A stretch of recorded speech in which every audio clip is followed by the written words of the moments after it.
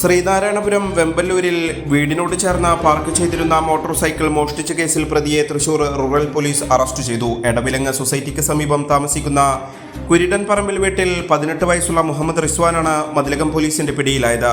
Vempallur അൽമാവ് beach സ്വദേശി കാട്ടിൽ വീട്ടിൽ 53 വയസ്സുള്ള സജീവൻ എന്നയാളുടെ ഉടമസ്ഥതയിലുള്ള ബൈക്കാണ് പ്രതി കവർന്നത്. സജീവിന്റെ വീടിനോട് ചേർന്ന് പാർക്ക് ചെയ്തിരുന്ന ഏകദേശം 20,000 രൂപ വിലമതിക്കുന്ന വാഹനമാണ് പ്രതിയായ റിസ്വാൻ രാത്രിയുടെ മറവിൽ മോഷ്ടിച്ച് കടന്നു കളഞ്ഞത്.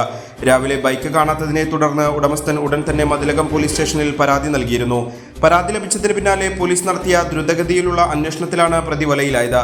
തുടർ നടപടികൾ പൂർത്തിയാക്കിയ ശേഷം പ്രതിയെ കോടതിയിൽ ഹാജരാക്കി. Mathilakam police station inspector S Rajeesh, sub inspector Ajay S Menon, ASI-മാരായ പ്രജീഷ്, ഗോപകുമാർ, സിവിൽ പോലീസ് ഓഫീസർമാരായ സബീഷ്, ബിനിൽ, മിഥുൻ എന്നിവരടങ്ങിയ സംഘമാണ് കേസ് അന്വേഷണത്തിനും പ്രതിയെ പിടികൂടുന്നതിനും നേതൃത്വം നൽകിയത്.